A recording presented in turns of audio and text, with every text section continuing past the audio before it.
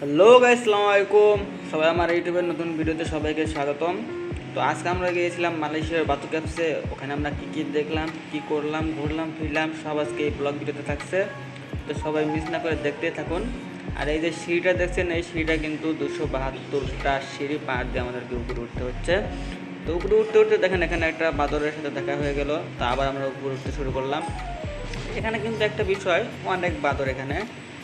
আর এই সিঁড়িটা দেখছেন, ও মাই গড, 272টা সিঁড়ি পার দিয়ে আমরা উপরে উঠছি। মাত্র অল্প উঠছি, তারপরে আমরা একটু রেস্ট নিলাম, আবার হাঁটা শুরু করছি।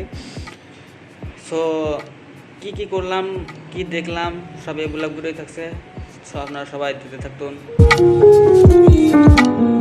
তো আমরা আবার হাঁটতে হাঁটতে এখানে দেখেন আমাদের পাশ দিয়ে আর একটা বাদর যাচ্ছে। তো এখানে অনেক বাদর আর কি। সো ফাইনালি আমরা উপরে উঠে আসলাম। উপরে এখানে অনেক সুন্দর জায়গা এটা।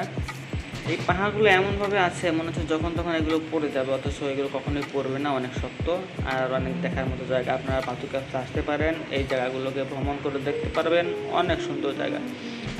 সো আমরা ভিতরে আসার পর দেখলাম ওই সাইডে আরও একটা সিঁড়ি আছে।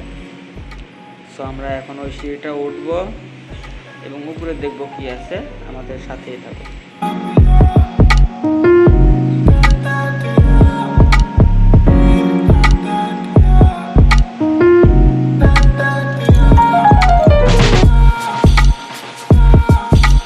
সো অনেক হাঁটার পরে আমরা উপরে চলে আসলাম এবং উপরে দেখেন না, সূর্য দেখা যাচ্ছে উপরে।